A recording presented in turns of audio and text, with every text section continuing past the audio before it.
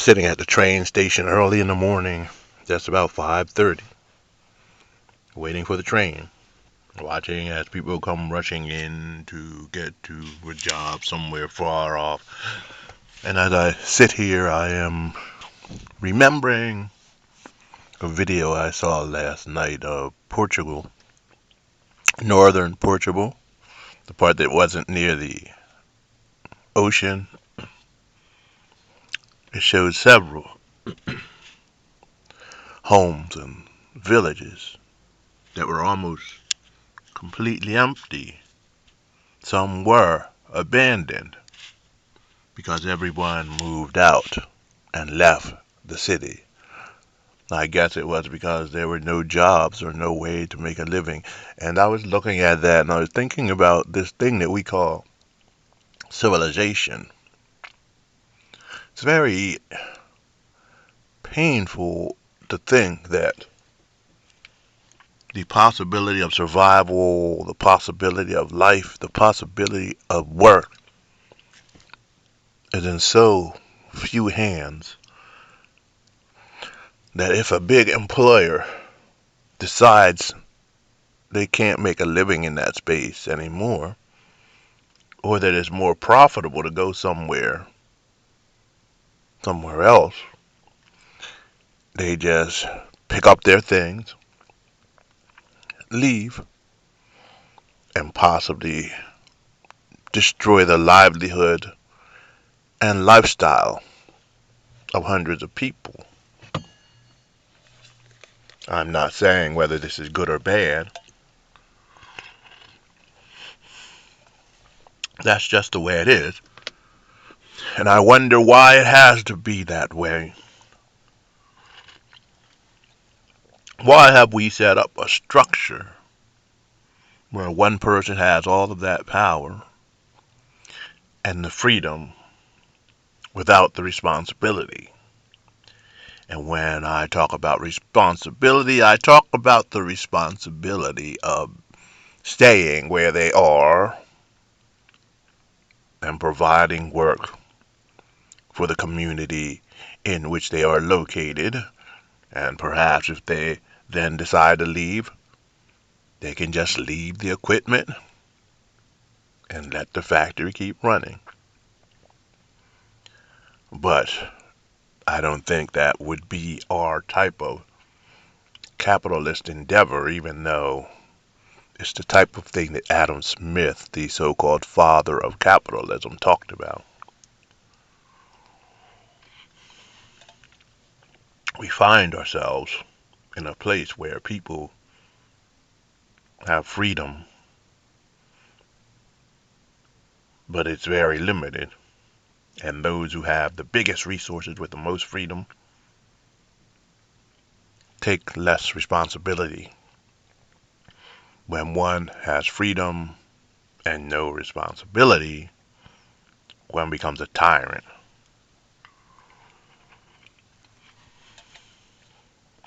And it seems that's where we are. The struggle is not to survive. The struggle is not to supply the needs for whole societies. The struggle is not to be free from the system. Because true freedom involves responsibility. The struggle is to become a tyrant or petty tyrants along the way, only finding satisfaction and self-esteem in the fact that we rule over other people. We have to rule over something, even if it's just a dog or a cat, or perhaps children, or we don't feel that we have any value. It's a power over world, I think. And the power over is what gives us our self-esteem. But I think the thing that we miss is this. If we take responsibility for our own lives, we will always have power over the most important thing, ourselves. will have power over those little voices and ideas and thoughts and images that have been planted in our heads for so long by watching commercials, attending various religious organizations, or talking about various philosophies. The whole education process, teaching us who we are, what we should be, how we should behave. And this process, of course, is supported by family, friends, loved ones who want to keep us in line, to keep us safe, because they know that if we cross the line, we won't be able to live decent lives. All of this is brought to bear on us from the time we are born and taken home until we are buried. We think that we have control of it, but ultimately it gets control of us, because many of the thoughts and the ideas and feelings that we think that we have instantaneously and spontaneously because of our intellect, because we are so bright, are actually coming from various recordings of thoughts and ideas planted deep in our subconscious by someone else who just told us in a loving way how we needed to be or what we were or how we could think. And when we search that knowledge for an answer, it just pops up like the type of programming in a computer where all of those little subjects and answers and things are programmed into the computer. And if you ask it a question, the answer pops up. We've all been programmed to a very deep extent, deeper than all of us want to admit. So deep, in fact, that there are those who question whether there is a such thing as free choice. This is something to think about. I'm sure many people won't think about it because it's too difficult to think about. But that's the way our lives are now. Programmed in ideas and thoughts. And by a combination of these thoughts and feelings, we come up with answers to the questions of life. We can't come up with anything outside the box because most of the materials that we have inside limit our expression. There is a way of dealing with this, though. There's always a way out of things. Someone once told me, some religious person, or perhaps I gathered such information while meditating, there is always a way that the divine provides for a way out.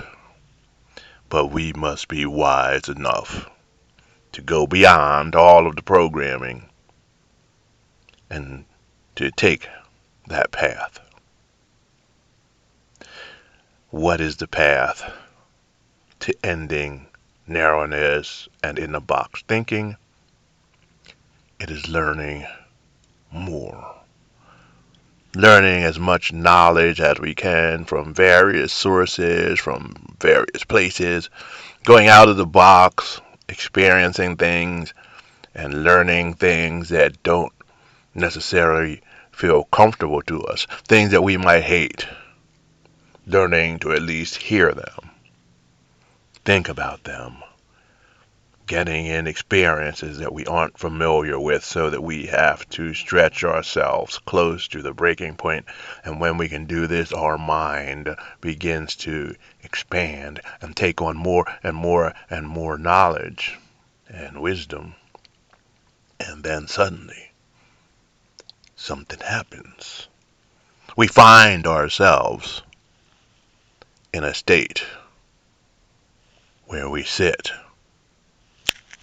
and we meditate we contemplate, we expand the ego, we expand the mind beyond any of the understandings that we pick up in this world, and we come to a place of universal knowledge, universal mind, universal intelligence that is open to all things, that is not the receiver of ideas and thoughts, but the producer and the creator of all things and thoughts.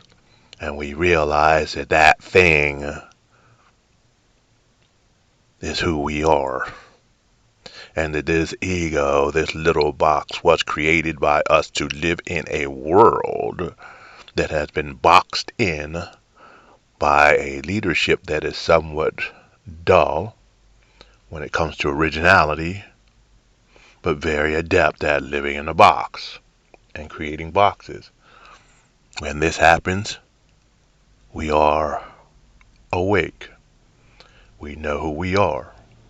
We take total responsibility for our thoughts and our actions, and the ego becomes what it was meant to be, a translator, translating what we see, translating what we hear, translating messages from divinity, from our greatness, to a smaller world and existence. For that is what the ego is. And all of these thoughts and all of these feelings, positive and negative, are just like messages as our senses reach out and bring information in.